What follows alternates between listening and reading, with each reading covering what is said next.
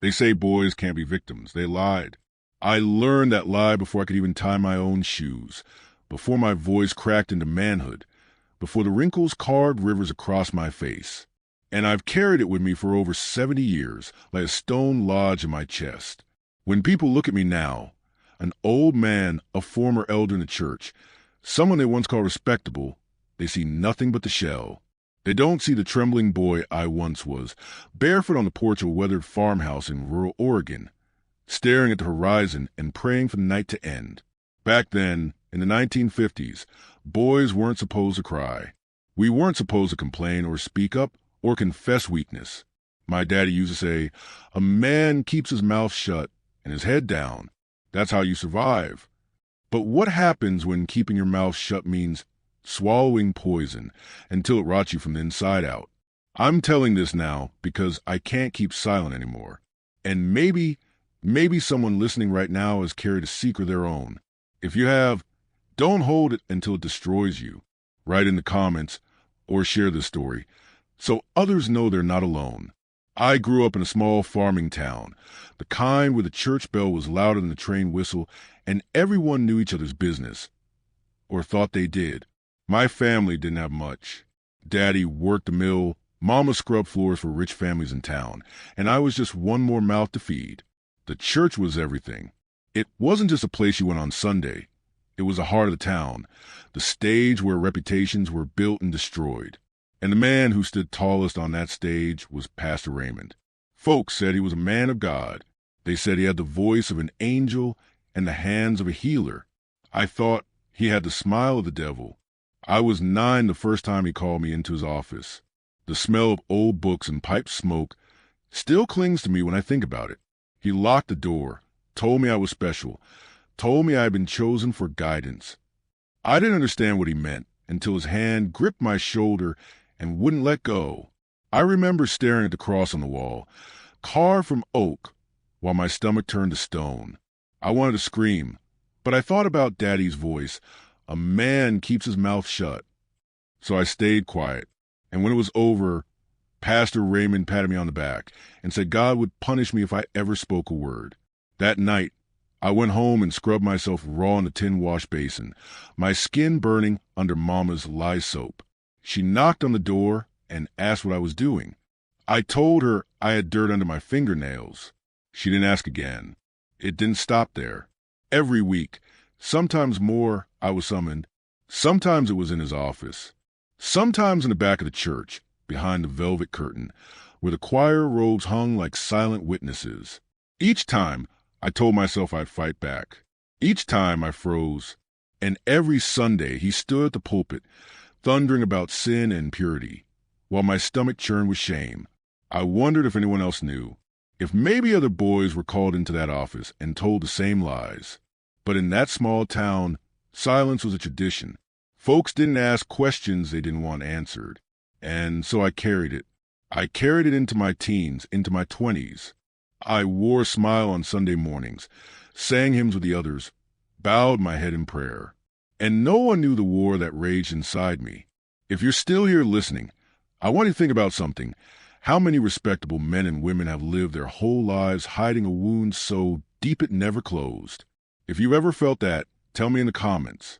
Don't carry it alone like I did. By the time I turned 18, I thought I'd escaped. I left town, joined the army, told myself the past was behind me. But trauma doesn't stay buried. It seeps into everything.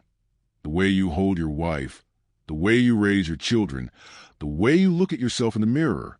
I married young, had 2 kids, built a life in Oregon far away from that small town. I even became a church elder of all things, standing in front of people, leading prayers, the same way Raymond had. I thought if I just lived right, I could bury the boy inside me who was still screaming. But the thing about silence is that it doesn't just protect you, it protects the abuser too. And years later, decades even, the truth found me again in the most painful way. If you're still watching, if you're still listening, please, like this, share it, subscribe. Not because I care about numbers, but because someone out there, some boy or girl grown old in silence, might need to hear it. I've been carrying this secret for over 70 years, and this is just the beginning. I thought leaving my hometown at 18 was enough. I thought the Army would turn me into a man, beat the weakness out of me, scrub away the stain that Pastor Raymond left on my soul. And in a way, it did. The Army made me tough. It taught me discipline, obedience, and silence. But silence was already my specialty. When I came back from service, I did what men in those days were supposed to do. I married, I worked, I raised a family. We settled in Oregon, far enough from the town of my childhood that I believed I could start fresh.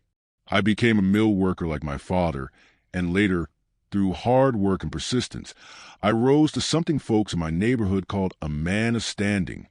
Eventually, the church came knocking. They always do, don't they? Someone saw me praying with my kids. Another saw me volunteering at the food pantry. And before long, I was asked to serve as an elder. It felt strange, standing in front of people, reading scripture, leading prayer. I told myself I wasn't like him. I wasn't like Raymond.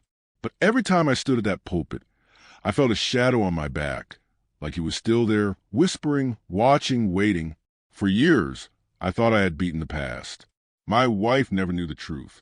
My children grew up thinking their father was strong, dependable, a rock they could lean on. And maybe in some ways I was. But late at night, when everyone else slept, I'd stare at the ceiling and wonder when the cracks would show. And then one Sunday, the past came back. It started with a letter. The envelope was thin, cream-colored, with no return address. Inside was a single sheet of paper, typed on an old machine. It said, "Do you remember what he did to us?" "I do. I can't carry it anymore. Call me." At the bottom was a phone number. I sat at the kitchen table, the letter trembling in my hands, sweat dripping down my temples. Us. The word echoed like a bell in my skull. Someone else knew. Someone else had lived the same nightmare. I wanted to burn it, tear it, pretend it never arrived. But that night, after my wife went to bed, I picked up the phone and dialed. A man's voice answered. Hesitant, tired. He said his name was Thomas. He had grown up in the same church, a few years younger than me. And before he could even finish, I knew. The words came slow, heavy, but unmistakable. Pastor Raymond had done the same thing to him. My stomach turned, and for the first time in decades, I cried. Not the quiet tears I'd allowed myself once or twice, but full, heaving sobs that shook my chest. I wasn't alone. I hadn't imagined it. But at the same time, it meant something worse. Raymond hadn't just destroyed me. He had destroyed others too. Thomas, and I met a week later at a diner off Highway 99. He was gray-haired, hunched, his eyes carrying the same haunted look I saw in the mirror. We didn't shake hands. We didn't smile. We just sat there in a booth, two broken boys trapped in old men's bodies. He told me his story, and it was like listening to my own life retold. The office, the curtain behind the choir robes, the threats of God's wrath, the shame, the silence. But Thomas had one thing I didn't. He had names. Other boys, men now, scattered across Oregon, some alive, some already dead from drink, drugs, despair. He had been keeping track. He had been building a list. When he slid that list across the table to me, my hands shook so bad the coffee nearly spilled. There were 9 names. 9. I thought I'd carried my secret alone. I thought I was cursed. But no, I was part of a pattern, a chain, a legacy of pain stretching across decades. And the worst part? Raymond was still alive. Old now, retired, but still living in the same town, still praised by some as a man of faith, still spoken of in reverent tones. That night, I sat on my porch and smoked a cigarette, the first in 30 years. My wife came out, asked what was wrong, and for the first time in our marriage, I lied straight to her face with words instead of silence. I said work was stressing me. I said I was fine, but I wasn't fine. The boy inside me had been awakened, and he was screaming louder than ever. I wanted justice. I wanted blood. I wanted to drive back to that town, pound on Raymond's door, and drag him into the street. But what would that solve? Would anyone believe me? An old man with a trembling voice, accusing a beloved pastor? The church protects its own. I knew that better than anyone. So I kept it quiet. For a time. But silence has a way of cracking. If you're listening to this, if you're still here with me, I need you to understand something. Secrets don't stay buried. They will claw their way back to the surface, no matter how deep you shove them down. And if you've ever carried something heavy, abuse, betrayal, shame, don't wait until you're 70 to speak. Tell someone now. Write it in the comments. Share it with a friend. Let it out before it eats you alive. Because me, by the time I finally broke my silence, it was almost too late. They say the church is a refuge. They lied. For most of my life, I believed the sanctuary was a place of safety, where wounded souls could rest and heal. I believed the men in suits and ties who smile behind pulpits and promise forgiveness. I believed serving as an elder meant something purer. But the day I broke my silence, I learned the church wasn't a sanctuary at all. It was a fortress, one built not to protect the broken, but to shield the guilty. It started small.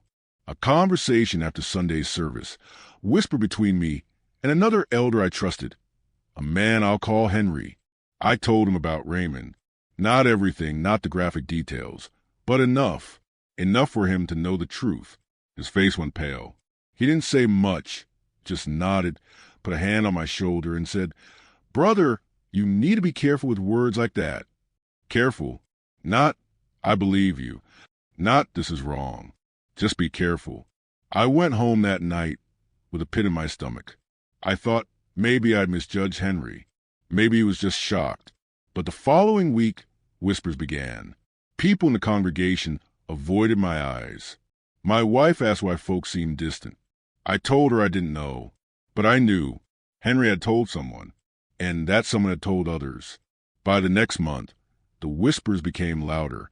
My pastor, not Raymond, but the man who had taken his place years later, called me into his office. His voice was smooth, practiced.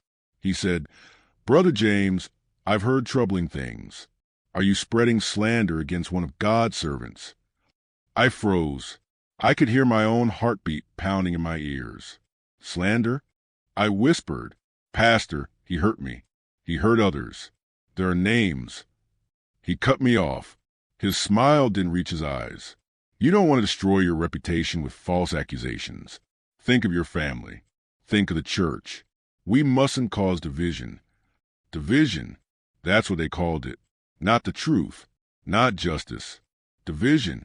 I left his office shaking. Outside, I sat in my truck, gripping the steering wheel until my knuckles turned white. For decades, I had carried that secret alone, and now that I had finally spoken, the church was trying to bury me right alongside it. Thomas called me later that week. His voice was steady, almost too steady, like he'd already seen this play out before. "They'll protect him," he said. "They always do. I've tried before, James. Nobody wants to believe. It's easy to call us liars." I wanted to argue. I wanted to believe the church I had served faithfully all these years would stand with me. But deep down, I knew he was right. And sure enough, the hammer fell. It was a Wednesday evening prayer meeting night. I walked into the fellowship hall, and every head turned toward me. Silence spread like wildfire. The pastor cleared his throat and announced, in that same calm, practiced tone, that due to slanderous and unrepentant behavior, Elder James has been asked to step down. The room spun. I stood there, stunned, as people I had prayed with, eaten with, buried loved ones with, people I had served for decades, stared at me like I was the enemy. I wanted to shout. I wanted to cry out, "Don't you see? Don't you understand?" But the words stuck in my throat. Instead, I walked out. My legs felt heavy, each step dragging like lead. Outside, the Oregon rain poured down, soaking my suit, washing the salt of my tears into the mud. That night, I told my wife the truth.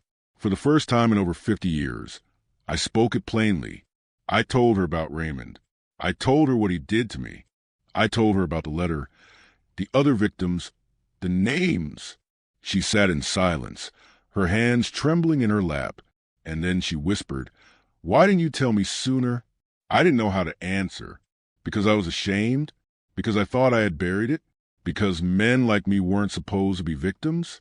The truth is, I didn't tell her because I was still that little boy, standing frozen in Raymond's office, too afraid to speak. The days after that were some of the darkest in my life. People avoided me in town. Some looked at me with pity, others with suspicion. The church sent a letter formally removing me as an elder, citing divisive speech. My wife barely spoke to me, struggled with her own grief and betrayal. And me?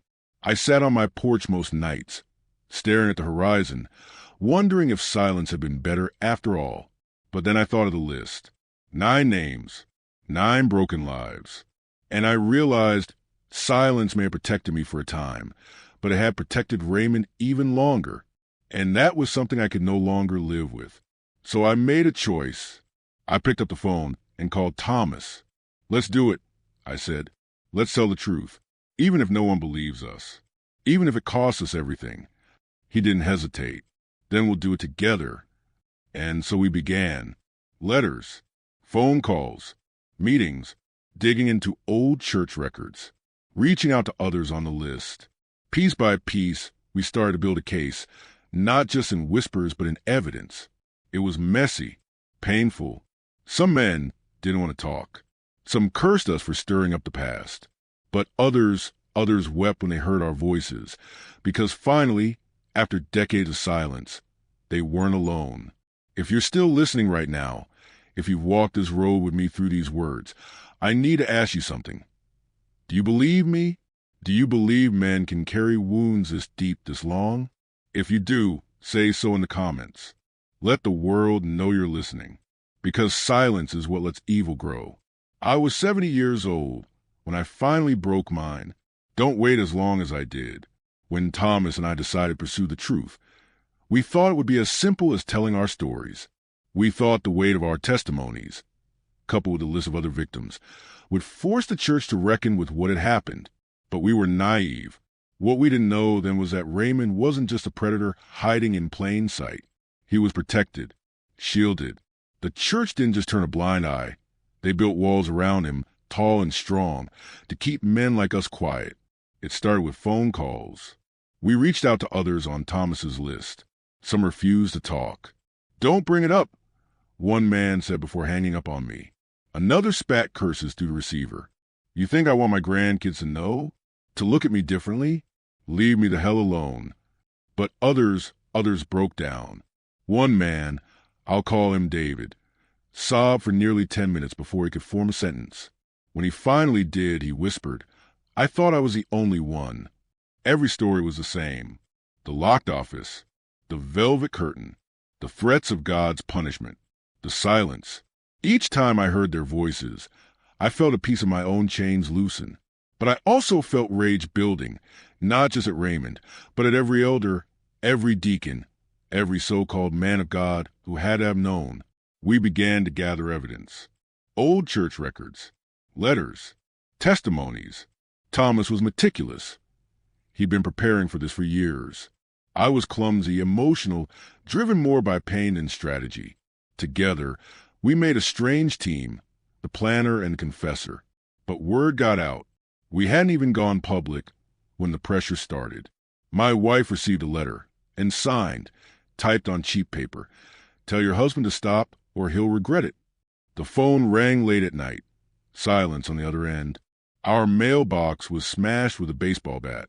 A dead crow appeared on my porch one morning, wings spread, eyes dull.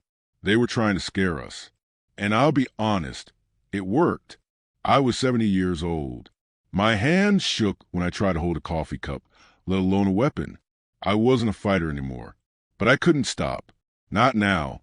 We arranged a meeting with the regional board of the denomination. Thomas and I, along with 2 other victims willing to speak, sat across from a row of men in dark suits. They listened politely, nodding, hands folded. When we finished, there was a long silence. Then the chairman cleared his throat. "Brothers, we grieve for your pain." Truly, but this was many years ago. Pastor Raymond has retired. His ministry long ended. To dredge this up now would damage the church. And what good would that do for the kingdom? I wanted to leap across the table. I wanted to shout in his face, "What about us? What about the boys he destroyed?" Instead, I sat there, my jaw clenched, tears burning my eyes, as they offered us prayer instead of justice. Prayer, that was their answer. When the meeting ended, Thomas leaned on the table, his voice low but steady. "You're not protecting the kingdom. You're protecting a criminal." The chairman didn't flinch. He just gathered his papers and said, "Well, take it under advisement." And that was it. I walked out of that building feeling like a fool. I had given my life to the church, decades of service, of sacrifice, of silence, and when I finally asked for help, they slammed the door in my face. That night, I told my wife I was done. Done fighting. Done speaking. Done dragging my old bones through a battle I couldn't win. But Thomas wasn't done. He called me the next day, his voice sharp with determination. "If they won't listen, we'll go around them. The papers, the authorities, the court of public opinion will make them hear us." I hesitated. I was tired. My reputation was already in tatters. But something inside me, maybe the boy I used to be, maybe the elder I tried to be, whispered that he was right. And so we pressed forward. We contacted a local journalist. She was young, hungry, maybe reckless, the kind of reporter who saw in our story both a tragedy and a chance to make her name. She interviewed us, listened with wide eyes, and took notes furiously. She tracked down others from the list. For weeks, we waited.